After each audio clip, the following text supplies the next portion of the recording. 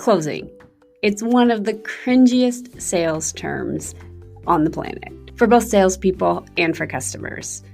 But no matter how cringy it is, it remains a sales staple. I mean, if you don't close, you don't win customers. But what if that's not actually true? What if closing is stopping you from winning customers? Join us for this episode of Sales Fiction, where I explain why you should never be closing and what you can do instead to win more customers. Welcome to Sales Fiction, a podcast that helps small sales teams get big results.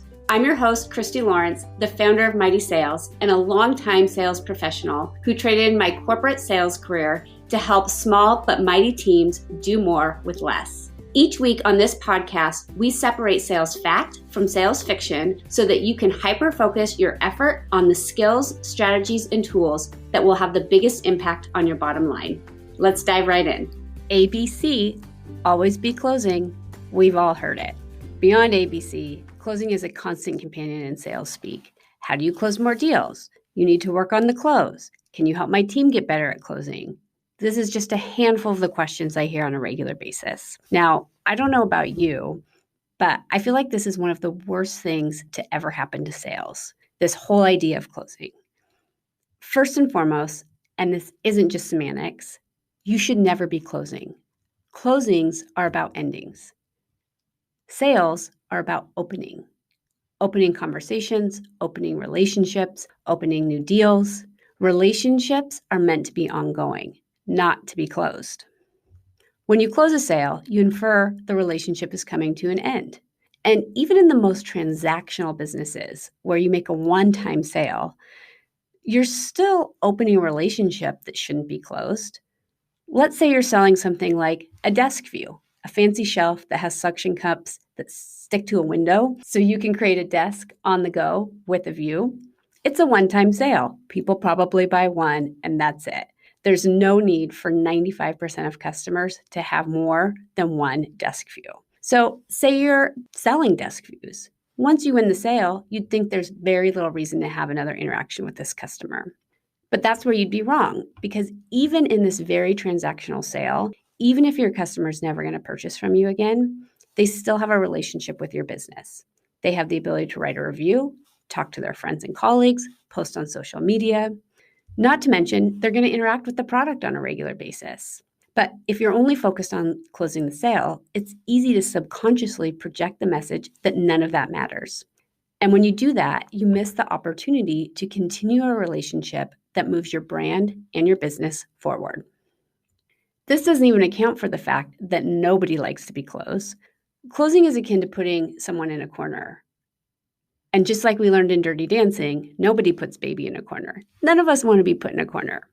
Let's face it, when somebody is trying to close you, you can feel the pressure, and it sucks.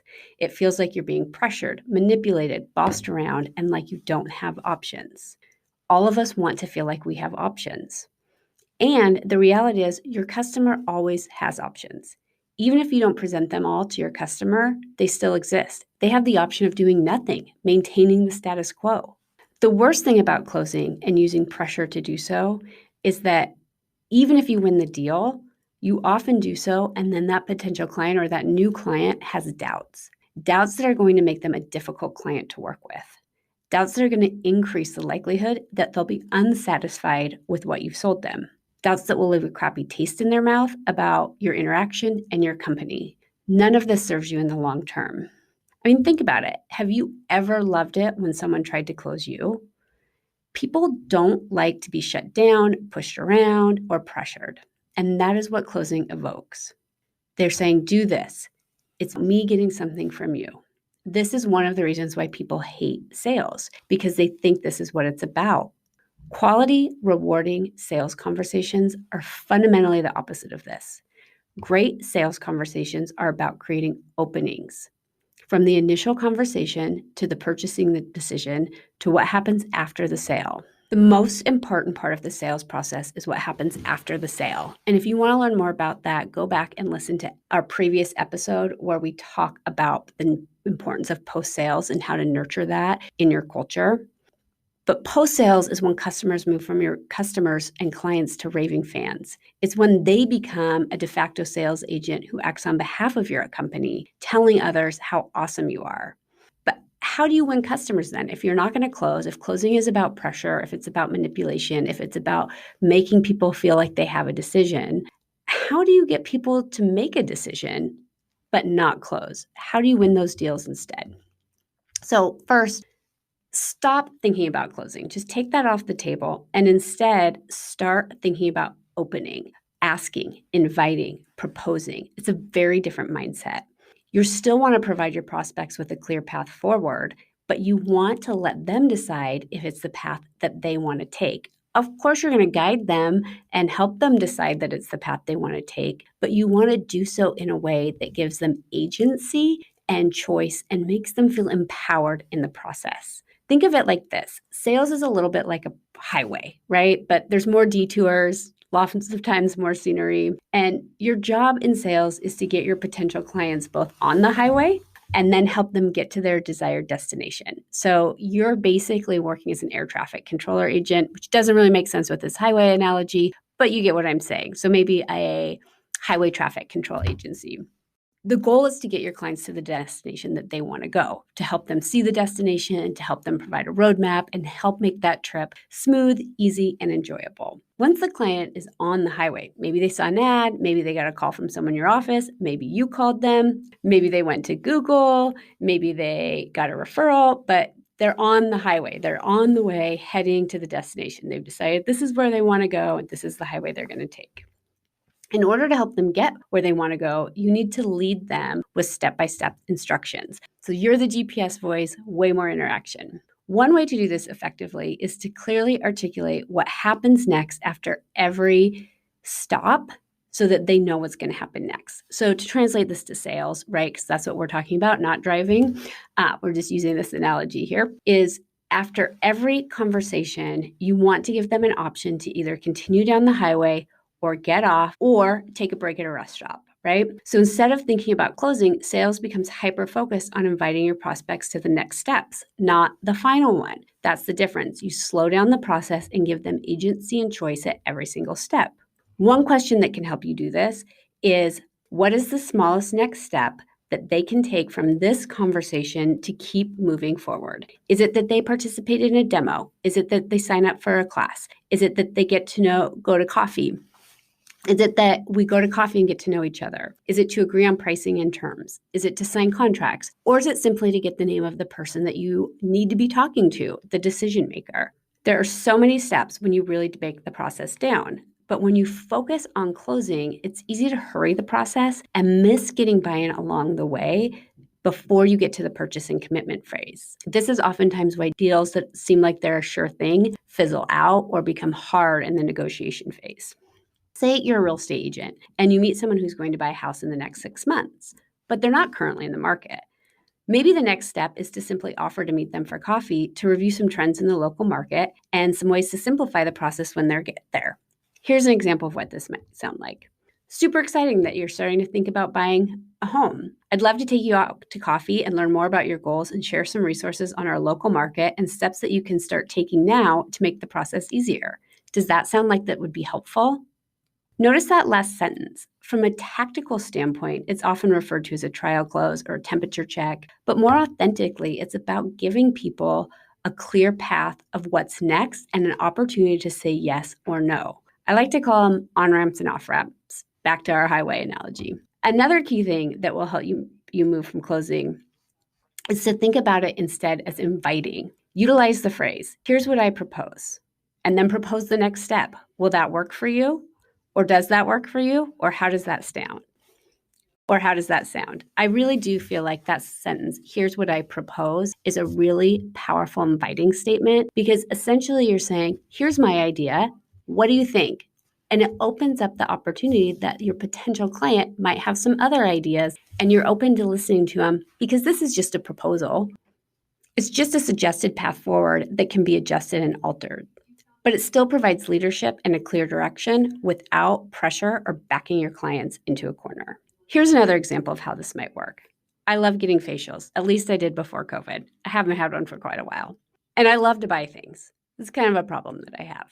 But even for someone who's a bona fide shopping addict, actually buying something can sometimes feel harder than it should.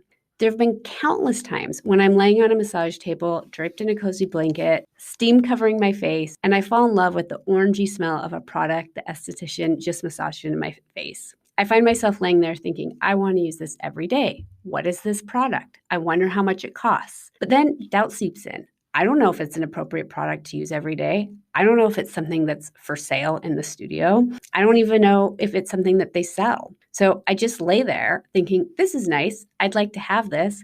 But asking about it in that moment feels vulnerable.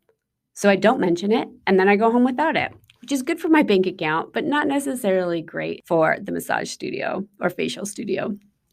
So now imagine instead the esthetician. She's putting on this amazing orange scented lotion on my face. She's telling me how wonderful this is going to be for my skin. It's hydrating and nourishing, and it's going to make me look 5 years younger. So now I want it even more. But none of that information helps me understand how I get to bring it home with me. But let's say that she says to me at the very end of my facial, here's all the products I use on your face today. Was there one that you really liked that you'd like to learn more about? Now she's given me an opening to talk about the product I love, or to say, I'm not sure, or not really, right? She's giving me an on-ramp and an off-ramp. It's a simple question. Then maybe she says, do you want to know about a few of the products I use today that I'd recommend for you and why? Simple question again. On-ramp, off-ramp, no pressure. I can easily say, not today. I'm in a hurry. I'm good on skincare, which is great for me and great for her. She doesn't waste her time, but I still had the opportunity to learn if I wanted to. If I do say yes, I do want to know, now she has my permission to tell me more. I'm engaged in the process.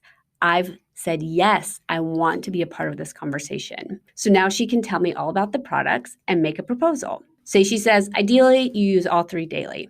And if you want to buy all three, it's going to cost this. Is that something you want to do today? I don't know. I probably only want to start with one. Okay, if you don't want to invest in all three today, totally get it. It can be expensive, both in terms of cost and time to use it every day. So if I was just going to buy one, this is the one that I'd recommend for you.